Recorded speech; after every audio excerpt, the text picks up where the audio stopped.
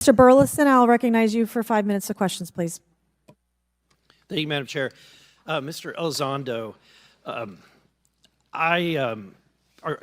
does any branch of the United States government or defense contractors possess technology?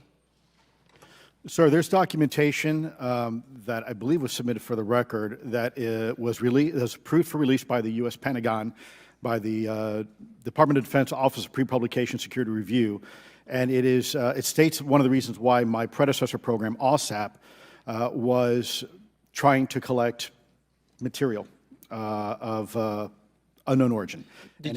Was it successfully collected? It was not. What happened is that there was an aerospace contract company that requested to divest itself of the material that was collected in the 1950s.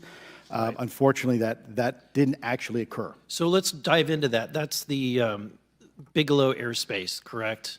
So yes, sir. There was a journalist, Christopher Sharp, who said that there was a transfer between Lockheed Martin, Bigelow Aerospace, and the CIA allegedly blocked this. Can you describe that?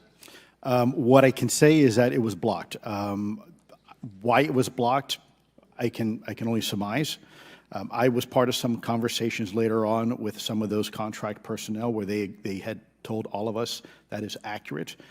What we required was a memo from the Secretary of the Air Force in order to make that complete, and that never occurred. And so when Secretary Mattis became Secretary of Defense, I decided it would be appropriate for me to try to receive a memo from him as SecDef, as Secretary of Defense, if we could not get a memo from the Secretary of the Air Force to transfer that material. So if that material exists today, who's in possession?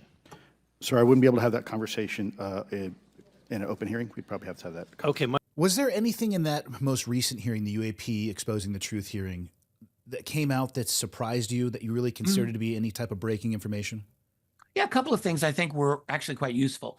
It's funny, you try to follow the UAP blogosphere and all the people writing on Twitter, X, and so forth, and they love to bitch. They're really happy about saying, there's nothing there, it was all a waste of time. That really wasn't true. It wasn't a waste of time. There was hot air, there were platitudes. Yes, absolutely. But there was also very relevant information. Luis Elizondo, I think, wins the competition for the most relevant things said during this. Lou, on one occasion, was asked by Representative Tim Burleson of Missouri about a very important story, and I'm glad Burleson mentioned this. It is the claim that during the 2007-2008 OSAP years, it's the first iteration of what became ATIP, that there was an attempted transfer of non-human technology from Lockheed Martin to Bigelow Aerospace. Now, Bigelow Aerospace was the primary contractor to the OSAP program under the DIA. Robert Bigelow is very good friends with Senator Harry Reid. Reid was really the sponsor of all of this OSAP program. And so what we learned about a week before the hearing, in a bit of very good journalism, was that it looks as though Lockheed Martin was going to transfer non-human technology to Bigelow Aerospace, and that was blocked twice by a senior CIA executive named Glenn Gaffney.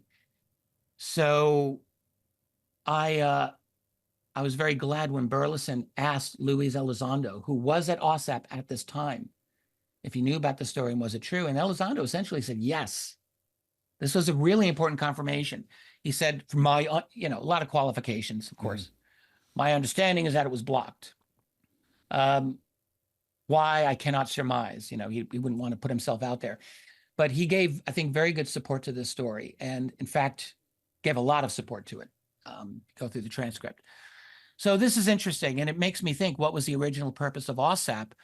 It wasn't just a study of the Skinwalker Ranch. It wasn't just a study of UFOs in general. It was very possibly an attempt to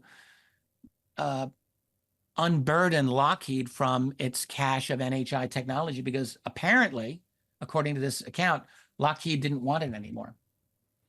Lockheed had gotten it back in the 1950s. Maybe they'd studied all that they could. Maybe it was becoming a burden for them. I don't really know. But this is what it may look like. So that was an interesting thing that came out in the hearings. The other interesting thing that came out, I would say, is the submission of the Immaculate Constellation document, by journalist Michael Schellenberger. Many people have heard of this. I did my own plain English analysis of it the other day on my channel. Essentially, it is said to be, and it's debated, the Pentagon denies that it exists, of course. There are people who say it looks fake. Doesn't look fake to me, but we have to confirm it, to be fair. But it's an alleged insider statement about a program seemingly ran out of Wright-Patterson Air Force Base. I'm not sure if they really confirmed that.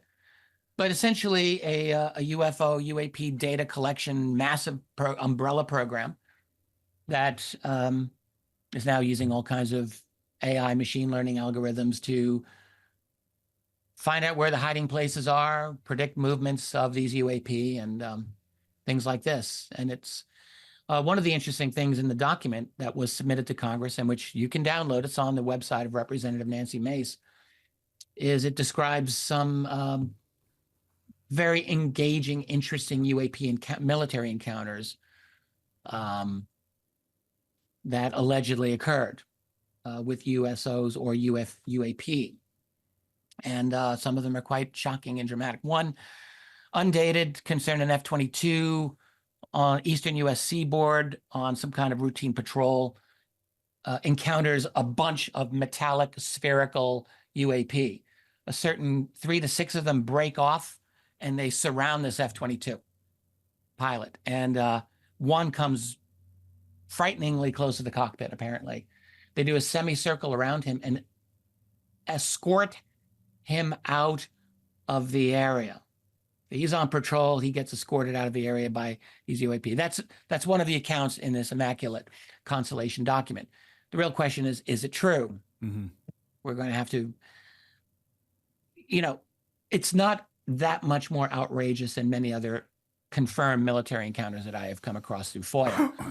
So it's not out of the blue, but we definitely want to get some confirmation, and hopefully we'll be able to do that. I also think we have to take a moment to celebrate the fantastic name Immaculate Constellation. I absolutely, because I used to be involved in some of the naming conventions. For us overseas, they would let us pick our own for a bit, and then because we're absolute fucking children, they stopped us from doing that, and they became computer generated. I'm legitimately being dead serious. We were just idiots, and they realized that if we're going to put things like this on slides and submit them for mission approval, we probably should look a little bit more professional. Taking the toys away from the kids. Looking back, with 20 years of life and experience behind me now, probably a good idea that they did that. So it's computer generated, but they're just fantastic when stuff like this comes out. Immaculate Constellation. It's great.